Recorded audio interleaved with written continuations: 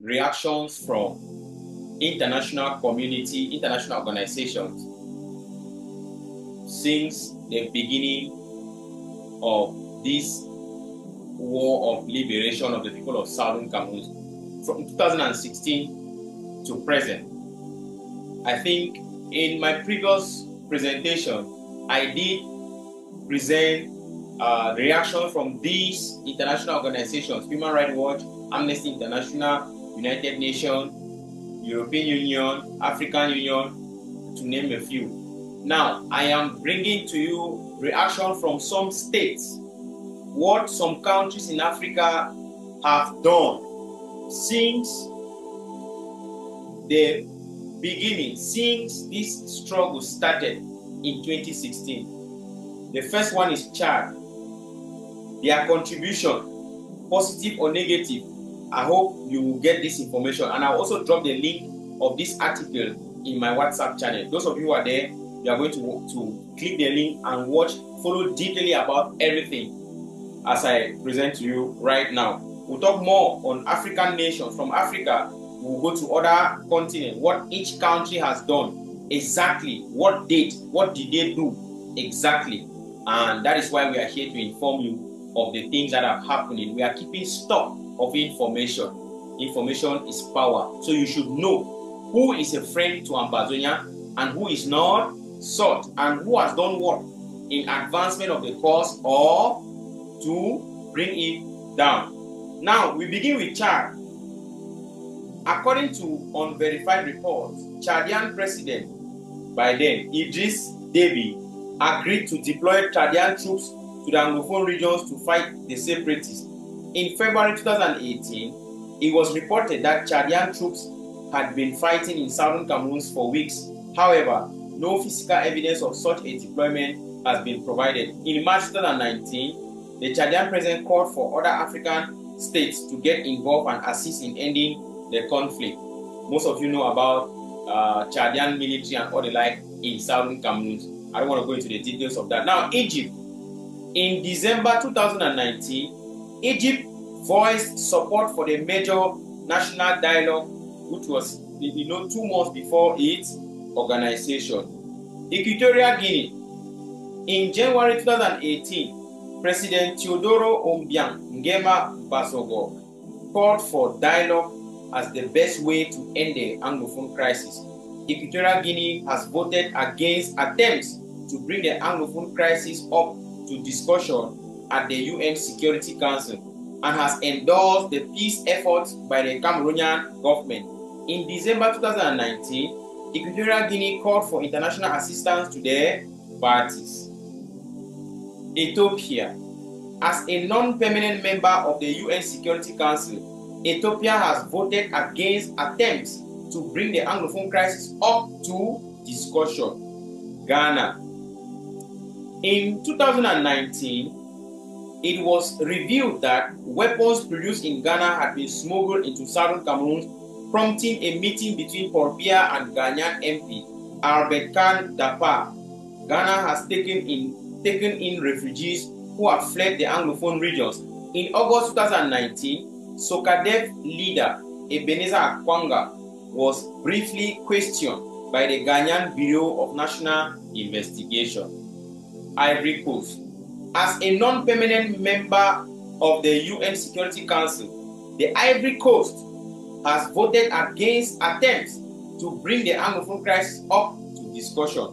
When an informal discussion was held, the Ivory Coast voiced support for the peace efforts of the Cameroon government. Nigeria. Then President Muhammadu Buhari vowed to prevent the separatists from operating from Nigerian territory.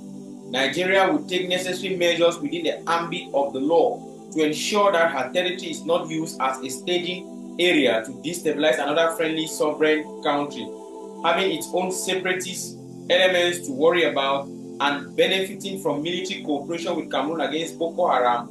Nigeria has been mostly supportive of the Cameroonian government. In January 2018, Nigeria arrested the Ambazonian leadership on its territory, including President Sisiko Ayoktabe They were then extradited to Cameroon and jailed for a year before the start of a court case in January 2019. However, this was not without controversy, as the Ambazonian leaders had all submitted asylum claims. On March 1st, 2019, a Nigerian court ruled that the 12 Ambazonian leaders should be returned to Nigeria and compensated 5 million naira each for the wrongful extradition. 57 other activists were also to be returned and to be given smaller compensations. This was not followed by any action by the Nigerian government.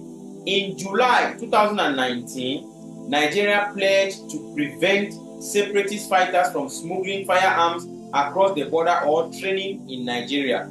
In February 2020, Nigeria set aside 100 hectares of land where refugees from the Anglophone regions could build farms and work the land, and donated approximately 1.4 billion francs CFA to help them get started. Despite Nigeria's official policy, Ambazonian separatists frequently cross the border to buy firearms and to recruit fighters in refugee camps. There are also officers in the Nigerian army who support the separatists by arranging arms deals. I'm reading what information that was gathered and written here by an author. Now, South Africa, in May 2019, as a non-permanent member of the UN Security Council, South Africa opposed an effort by the United States and the European Union to discuss the Anglophone crisis at the UN Security Council. Taking a position shared by other African countries, South Africa held that the African Union, not the United Nations, should be responsible for handling the Anglophone crisis. Due to these objections, only an informal discussion was held at the UN Security Council on May 13. However, South Africa criticized the Cameroonian government for being insincere in its efforts to end the crisis and for committing human rights violations. I will be coming right back with reactions from countries outside Africa, Asia, and other areas, even Israel and countries in Europe, what they have done, what have been their reaction, what have been their contribution so far as this liberation struggle is concerned. But ladies and gentlemen, I want us to get a little bit of, the summary of all these things. You come to discover that the corridors of diplomacy is not easy. Our people or our struggle is going through thick and thin. You see people who are blocking justice. South Africa, Kenya, other countries, they oppose, they refuse that the issue of Ambazonia should not be discussed at the UN Security Council. And you know that when the UN Security Council takes a decision, it binds, right? And they are the only ones to give a go-ahead for a halt or for an intervention in Ambazonia, because a discussion of the issue will lead to that particular direction we are going to discuss the root cause of the problem and bring a permanent political solution. I'm just bringing this for you people to have, a knowledge of what is happening, to tell you, to let you know that Ambazonians, we still need a lot of work to do. We have a lot of work to do. La Republique is doing everything at the international stage to make sure that if our voice is being heard anywhere, it's going to be silent. We have to make sure that we overcome this. How do we overcome this? Spirit. We have to work hard. We have to work hard. Well, now just a summary, but in that way, it passed. I see my gambling and I will see you again for our next update. My name is Fabiano Deku, your friend, your brother, your comrade, and your humble servant. Thank you for watching.